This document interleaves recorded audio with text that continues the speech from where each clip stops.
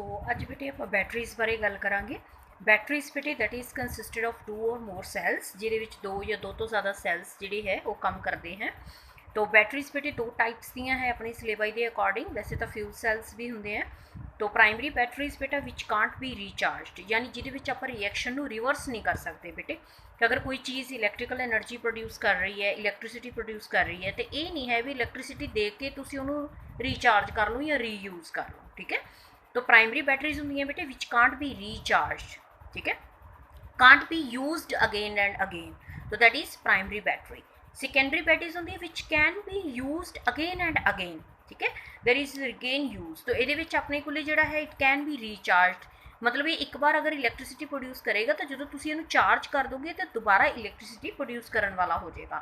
तो primary batteries and secondary batteries. तो अज आप पहले डिस्कस करांगे बेटे प्राइमरी बैटरीज, जिहदे अपना जो बैटरी आप डिस्कस करना है that is dry cell. Dry cell जोड़ा बेटे है अपने को that is based upon Leclanche cell. ये लेक्लेंशे सैल के उपर बेस्ड है जोड़ा ड्राई सैल है अपने को। तो प्राइमरी है बेटे ये, मतलब इनू तुसी रिचार्ज नहीं कर सकते। एक बार जो एक बार ये जोड़ा है वो बेसिकली डिप्लीट हो गया, या एक बार अगर ये इलैक्ट्रोलाइट्स आप यूज़ कर ले तो ये नहीं है कि इलैक्ट्रिसिटी दे के आप इनू चार्ज कर सकते हैं। ठीक है। तो that is basically primary batteries के विच ये आ जाता है। तो लेक्लेंशे सैल के उपर बेटे बेस्ड है, जिन्होंने जी लेक्लेंशे जोड़े सीगे उन्होंने इन्वेंट किया सीगा। तो लेक्लेंशे सैल के बेस से बेटे अज आप डिस्कस करांगे। सबसे पहले आप इसका डायग्राम है जोड़ा आप डिस्कस करांगे। तो डायग्राम दे विच बेटे की है that is actually consisted of zinc electrode. तो जोड़ा अपने को लेक्लेंशे सैल है, ड्राई सैल है बेटे, वो ड्राई सैल है जोड़ा वो अपने को that is consisted of zinc electrode. मैं एक रफ जो डायग्राम बेटा जोड़ा है वो बना रही हाँ, ड्राइंग ज़्यादा अच्छा नहीं है। तो that is basically consisted of a zinc container. तो जिंक कंटेनर का बनया होंगे बेटे ये, and that container work as an anode. ये जोड़ा कंटेनर, क्योंकि आपको इलैक्ट्रोड भी तो चाहिए है ना, मेन चीज़ इलैक्ट्रोलाइट होंगी और इलैक्ट्रोड्स होंगे बेटे, बाकी जो तुसी वोल्टेज देना होंगे या इन्हें प्रोड्यूस करना होंगे जोड़ा। तो that is consisted of zinc container that will work as an anode, oxidize होएगा बेटे, and that container is actually filled with a paste of ammonium chloride. little bit zinc chloride is added in this paste.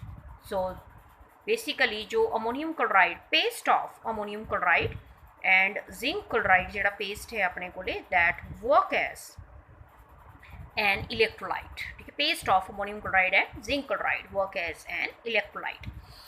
Now second electrode की बारी है बेटे अपने को। Second जोड़ा अपने को इलैक्ट्रोड है दैट इज़ कैथोड। तो basically carbon work as cathode. जोड़ा कार्बन है अपने को बेटे, carbon electrode that work as cathode. C for C याद रख लो। जोड़ा कार्बन है बेटे वो अपने को कैथोड की तरह काम करता है। And this electrode is actually covered with a powder of manganese dioxide and carbon. Black powder of manganese dioxide and carbon. ये जोड़ा बेसिकली अपने को कार्बन इलैक्ट्रोड है बेटा, इनू आप कवर कर दें with manganese dioxide and carbon के ब्लैक पाउडर के नाल। तो बेसिकली जोड़ा अपने को कैथोड और एनोड है, ये बेसिक रिएक्शंस के बारे हुण आप डिस्कस करांगे। जोड़ा जिंक है बेटे, क्योंकि वह ऑक्सीडेशन पोटेंशियल ज़्यादा होंगे, सो इसलिए जोड़ा जिंक है वो अपने को ऑक्सीडेशन करेगा, और कार्बन जोड़ा है अपने को जोड़ा है वो कैथोड की तरह काम करेगा। सो सबसे पहले आप बेटे दोहां दी रिएक्शंस आप लिखांगे that is anode and second one is cathode. तो सबसे पहले आप एनोड का रिएक्शन है जोड़ा आप डिस्कस करांगे। एनोड के बेटे जोड़ा अपने कंटेनर है यानी कि जिंक है, तो जिंक जोड़ा है वो इलैक्ट्रॉन्स का लॉस करेगा, क्योंकि इन्हों का ऑक्सीडेशन पोटेंशियल ज़्यादा है, तो जिंक इलैक्ट्रॉन्स का लॉस करेगा। जिंक एक्व स्टेट के विच आएगा तो इलैक्ट्रॉन का लॉस कर देगा, 2 इलैक्ट्रॉन्स का लॉस करेगा। दूसरा अपने को है बेटे 2 इलैक्ट्रॉन का लॉस करने तो बाद जोड़ा कैथोड है अपने को वो कैथोड के उपर हुण आप जोड़ा पेस्ट यूज़ किया बेटे वो काम करेगा।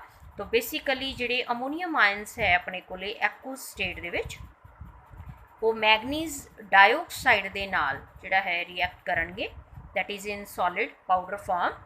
तो they will gain 2 electrons, 2 electron का गेन करेंगे। और एरो की राइट हैंड साइड पर रिएक्शन बेटे आप लिखांगे Mn2O3 in solid state, Mn2O3 in solid state plus जिहड़ा अपने कोले अनदर प्रोडक्ट बनेगा that is ammonia plus water. Reaction नू बैलेंस कर लो बेटे, बैलेंस करना जरूरी है, बैलेंसिंग तो बिना जिहड़ा तुहाडा रिएक्शन है वो गलत हो जाएगा। तो प्लीज़ जिहड़ा रिएक्शन है वो बैलेंस कर लो, ठीक है। तो हर जगह जिहड़े तुहाडे नंबर ऑफ एटम्स है arrow the left and right hand side ते, जैसे तुसीं छुट्टियां क्लासिस कीता ही होया बेटे, +1 च भी आपां सीखी है बैलेंसिंग, ईवन उत्थे आपां मैथड्स भी कीते सीगे। तो रिएक्शन नू जिहड़ा है तुसीं बैलेंस कर सकते हो, ठीक है। तो दोवें हाफ सैल्स तुहाडे बैलेंस होने चाहिए, ओवरऑल रिएक्शन अपने आप बैलेंस हो जाएगी। तो देख लो भी नंबर ऑफ एटम्स जिहड़ी है वो तुहाडे बैलेंस होने चाहिए। तो इत्थे अपना बैलेंस है। तो ये बेटे नैक्सट जो अपने को है ओवरऑल रिएक्शन जोड़ा है वो आप लिखांगे। ये दोहा रिएक्शनस बेटे बस ऐड कर देना, दैट इज़ ओवरऑल रिएक्शन। तो जिंक अपने को बेटे पहली रिएक्शन दे विच, ठीक है, +2 moles of ammonium ions +2 moles of MnO2। हुण आ 2 इलैक्ट्रॉन्स है बेटे लैफ्ट हैंड साइड ते है, वो 2 इलैक्ट्रॉन राइट हैंड साइड ते कैंसल आउट हो गया ना। ओवरऑल रिएक्शन च आपां इलैक्ट्रॉन्स नहीं लिखते भी कितने ट्रांसफरेंस हुए है, वो ऑक्सीडेशन स्टेट तो ही पता चलता है आपां नूं। Plus Mn2O3 +2 moles of ammonia plus water. तो ये जिहड़ा आपां नेक्स्ट रिएक्शन है बेटे वो लिख दांगे। तो that is named as dry cell. हौली हौली बेटे जिहड़ा जिंक है क्योंकि इलैक्ट्रॉन का लॉस कर रहे हैं, तो बार बार इलैक्ट्रॉन्स के लॉस करन दे नाल जिहड़ा है वो जिंक का कंटेनर है जिहड़ा बेटे वो डिप्लीट हो जाता है। तो हौली हौली ये होल्स होने स्टार्ट हो जाते हैं। अजकल तो लीकेज प्रूफ जिहड़ा है, क्योंकि देखो जो होल हो जाएंगे तो जिहड़ी इलैक्ट्रॉन पेस्ट है तो वो हौली हौली जिहड़ी है वो तुहाडे कंटेनर नूं भी डिप्लीट करना स्टार्ट कर देगी।